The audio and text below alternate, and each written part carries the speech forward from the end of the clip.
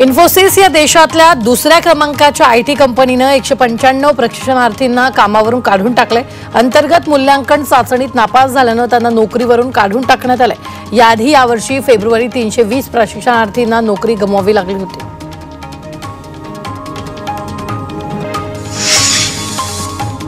मुंबईतील मॉडेल आणि अभिनेत्री नेहा मलिकच्या घरी चोरी झाली आहे। तिच्याच घरी काम करणाऱ्या मदतनीस महिलेनं नेहाच्या आईचे 34 लाखांचे दागिने लंपास केले।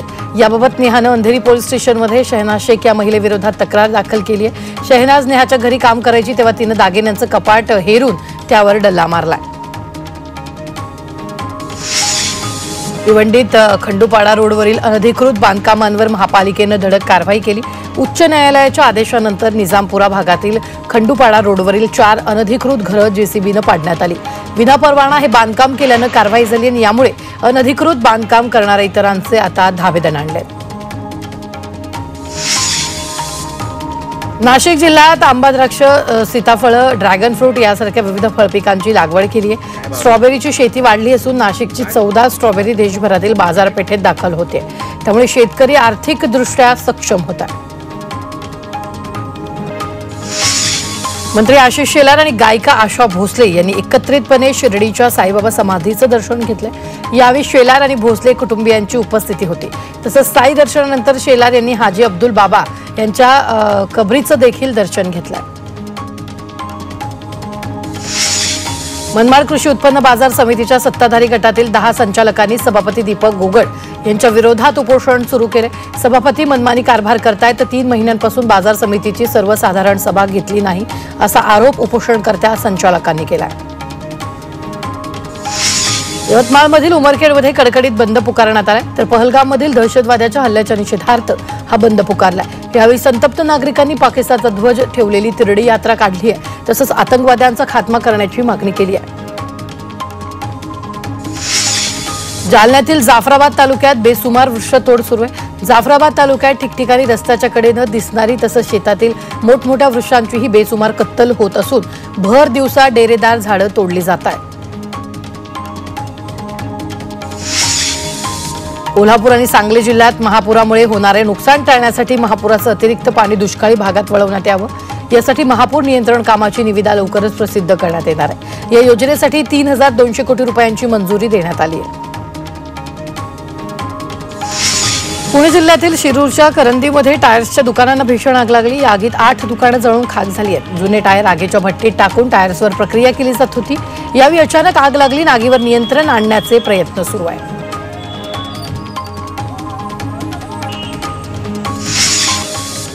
महाराष्ट्र ग्रामीण बँकेच्या माजी कर्मचाऱ्याच्या लढ्याला यश आलेलं आहे। देशभरातील 90,000 सेवानिवृत्त कर्मचाऱ्यांना पेन्शन मिळणार आहे। महाराष्ट्र ग्रामीण बँकेच्या कर्मचाऱ्यांना पेन्शन नाकारण्यात आली होती।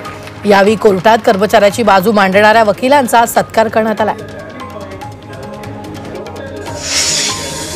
पिंपरी चिंचवड महानगरपालिकेच्या उद्यान विभागाकडून महापालिकेच्या 10 उद्यानांमध्ये कॅशलेस प्रवेश सुविधा सुरू करण्यात आली आहे। महापालिकेच्या उद्यानात केवळ रोख रक्कम भरूनच प्रवेश मिळत होता, मात्र आता QR कोडच्या मदतीनं नागरिकांना कॅशलेस सुविधेचा उपयोग करता येणार आहे। नागरिकांच्या सुविधेसह पारदर्शकता वाढवण्यासाठी हा निर्णय घेण्यात आला आहे।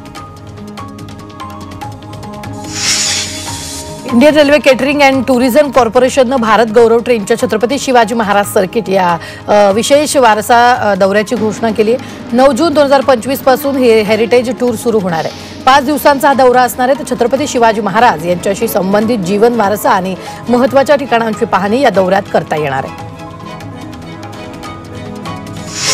राज्यातील सर्व सेवा ऑनलाईन कराव्यात अशा सूचना मुख्यमंत्री फडणवीसांनी दिल्या। 15 ऑगस्टपर्यंत ज्या विभागाच्या सेवा ऑनलाईन होणार नाहीत त्या विभागाला दंड आकारला जाईल असा इशारा फडणवीसांनी दिला। अलिबागमधील उसर परिसरात गेल इंडिया कंपनीच्या नवीन प्रकल्पाच्या उभारणीचं काम सुरू आहे आणि या कामात स्थानिकांना आणि प्रकल्पग्रस्तांना प्राधान्य द्यावं अशा सूचना खासदार सुनील तटकरे यांनी अधिकाऱ्यांना दिल्या। तसेच प्रकल्पग्रस्तांचे प्रश्न सोडवण्यासाठी स्वतंत्र सेल स्थापन करण्याचा निर्णय घेण्यात आलेला आहे। मुंबईतील नदी नाल्यांमधून गाळ उपशाची कामं वेगात सुरू आहेत। पावसाळ्यापूर्वी ही कामं पूर्ण करण्याचे आदेश देण्यात आले। तर आज महापालिकेच्या आयुक्तांनी ही कामाची पाहणी केली आहे। वाशिममधील कामरगावात ग्रामपंचायतीनं हँडपंपजवळ सांडपाण्याची नाली खोदली आहे। एका स्थानिक बिल्डरच्या सांगण्यावरून ही नाली खोदल्याचा आरोप ग्रामस्थांनी केला। त्यामुळे हँडपंपाचं पाणी दूषित होण्याचा धोका निर्माण झालाय।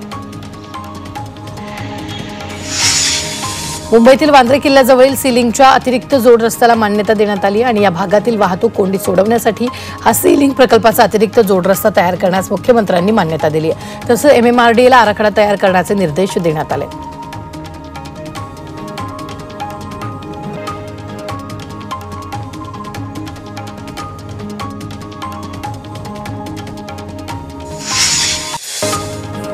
रेशन दुकानाचं धान्य उचलण्यास अद्याप सरकारच्या सूचना आल्या नसल्यानं आलेलं निम्म्यापेक्षा अधिक धान्य तसंच पडू नये। पुढच्या महिन्यातील धान्य हे आदल्या महिन्याच्या शेवटच्या तारखेपर्यंत उचलल्याचं केंद्र सरकारचे निर्देश आहेत। मात्र धान्य पडून असल्यानं जिल्ह्यातील रेशन दुकानावर पोहोचवण्यासाठी जादा गाड्या लागणार आहेत।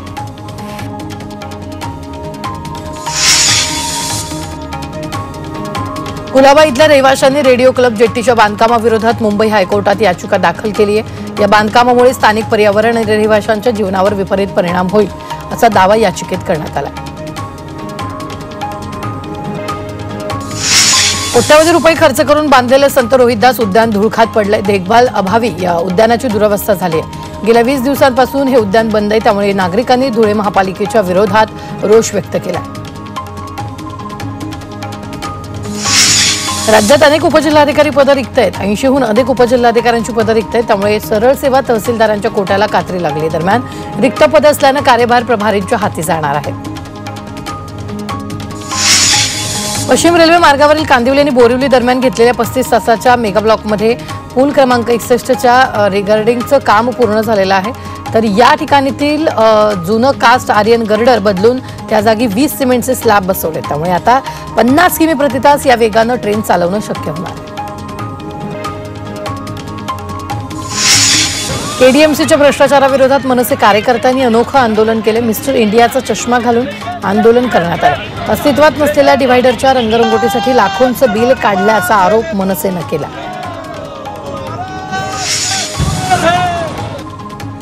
अमरावतीतील दर्यापुरात खासदार बळवंत वानखेडेंनी आमदार गजानन लवटे यांच्या विरोधात नागरिकांनी जोरदार बॅनरबाजी केली। शहरातील रस्त्याचं बांधकाम न झाल्यानं रस्त्यात मोठमोठाले खड्डे पडले। त्यामुळे संतप्त नागरिकांनी बॅनरच्या माध्यमातून आमदार आणि खासदारांना जाब विचारला।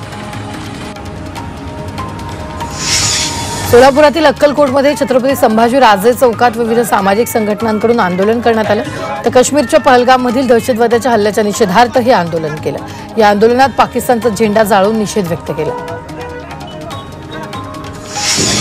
घरकुल मंजूर झालेल्या लाभार्थ्यांना अनुदान मिळवण्यासाठी गट विकास अधिकाऱ्यांच्या नावानं 15,000ची मागणी केली जाते असा धक्कादायक खुलासा आमदार चंद्रकांत सोनवणेंनी केला।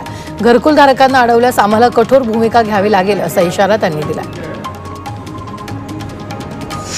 सांगलीच्या जिल्हाधिकारी कार्यालयासमोर शेतकऱ्यांकडून आंदोलन करण्यात येणार आहे। 1 मेला शेतकरी कामगार पक्षाच्या वतीनं हे अन्नत्याग आंदोलन करण्यात येणार आहे। शक्तीपीठ महामार्ग रद्द करावा या मागणीसाठी आंदोलन करण्यात येणार आहे। महाराष्ट्र राज्य संगणक परिचालक संघटनानं भंडारा जिल्ह्यात बेमुदत काम बंद आंदोलन सुरू केलं। संगणक परिचालकांना मानधन मिळत नसल्यानं त्यांच्यावर उपासमारीची वेळ आली आहे। या काम बंद आंदोलनाचा ग्रामपंचायतीच्या कामांना फटका बसतोय। साताऱ्याच्या पाटण नगरपंचायतीनं कर न भरणाऱ्या नागरिकांची नावं थेट बॅनरवर झळकवली आहेत। यापुढे कर थकवणाऱ्यांवर कायदेशीर कारवाई करणार असल्याचा इशारा नगरपंचायतीनं दिला। पिंपरी चिंचवड महापालिकेकडून शहरातील रेड झोनचा नकाशा तयार करण्यासाठी सॅटेलाइट इमेजद्वारे सर्वेक्षण पूर्ण करण्यात आले। याला 1 वर्षाचा कालावधी पूर्ण होऊनही अचूक नकाशा मिळत नसल्यानं रेड झोन परिसरातील घरांवर टांगती तलवार कायम आहे। संभाजीनगरात आता विनापरवानगी बॅनर लावल्यास थेट प्रिंटिंग प्रेसवर कारवाई केली जाईल। तर वेळेप्रसंगी मालमत्ताही जप्त करण्यात येईल असा इशारा मनपा प्रशासकांनी दिला। तर बॅनरबाजांनी शहर विद्रूप करून ठेवले। त्यामुळे त्याला आळा घालण्यासाठी मनपा प्रशासनानं कारवाईचा बडगा उगारलाय। नवी मुंबईतील ड्रग्ज रॅकेटमध्ये पोलिसांचाही सहभाग असल्याचं उघड झालंय। नवी मुंबई पोलीस दलातील 2 पोलिसांना या प्रकरणी अटक करण्यात आली आहे। यात आणखी काही पोलीस कर्मचाऱ्यांचा सहभाग असल्याचा संशय आहे। वसईमध्ये सिमेंटचे ब्लॉक बनवण्याच्या कंपनीतून सुरू असलेला मेफेड्रॉन बनवण्याचा कारखाना साकीनाका पोलिसांनी उद्ध्वस्त केला आणि या कारवाई 4 किलो 53 ग्राम एमडी जप्त करण्यात आले। त्याची किंमत 8 कोटी 4 लाख रुपये। पोलिसांनी या कारवाईत 2 जणांना अटक केली आहे। रायगड आणि रत्नागिरी जिल्ह्यादरम्यान असलेल्या सावित्री खाडीत अवैधपणे वाळू उपसा केला जातोय। दाभोळ कोकरे परिसरात पंप लावून अनधिकृतपणे वाळूची चोरी केली जाते। यावर खासदार सुनील तटकरे यांनी नाराजी व्यक्त केली आहे, तर कारवाईचे निर्देश प्रशासनाला दिलेले आहेत। भंडारा जिल्ह्यात वाळू माफियांवर कारवाई करण्यात आली आहे। मांडवी नदी पात्रात वाळू उपसा करून ट्रकमध्ये भरली जात होती। यावेळी गुन्हे शाखेनं धाड टाकत 2 ट्रक आणि 1 जेसीबी मशीन जप्त केली आहे। वसईतील YMC मैदानाजवळील महावितरणाच्या ट्रान्सफॉर्मरला भीषण आग लागली। ट्रान्सफॉर्मरमधून आगीचे मोठमोठे लोट येऊ लागले। यावेळी अग्निशमन दल तात्काळ घटनास्थळी दाखल झाल्यानं आग आटोक्यात आली आहे। यवतमाळमधील चिल्ली घाटात एका धावत्या बसला अचानक आग लागली। यावेळी बस चालकानं बस थांबवून बसमधील प्रवाशांना खाली उतरवलं। त्यामुळे 15 प्रवाशांचा जीव वाचला, मात्र आगीमुळे बस जळून खाक झाली आहे।